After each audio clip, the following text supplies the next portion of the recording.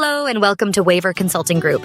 This guide outlines how to become a personal assistance services provider in North Carolina. These services offer hands-on support for daily living to individuals with disabilities, chronic illnesses, or age-related challenges, promoting independence and safety in home and community settings. They are authorized under North Carolina's Medicaid home and community-based services waiver programs, HCBS, and overseen by the North Carolina Department of Health and Human Services, NCDHHS, North Carolina Division of Health Benefits, Medicaid, North Carolina Division of Mental Health, DMH, Developmental Disabilities, DD, and Substance Abuse Services, SAS, and the Centers for Medicare and Medicaid Services, CMS.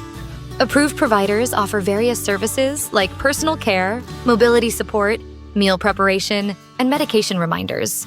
To become a provider, apply via the NC Tracks portal. Submit documentation like articles of incorporation, employer identification number, national provider identifier, insurance, policies, and staff training, and undergo a program readiness review. Upon approval, you can bill Medicaid. Waiver Consulting Group offers comprehensive support to help agencies launch compliant personal assistance services in North Carolina. Visit waivergroup.com or call 302-888-9172 to get started.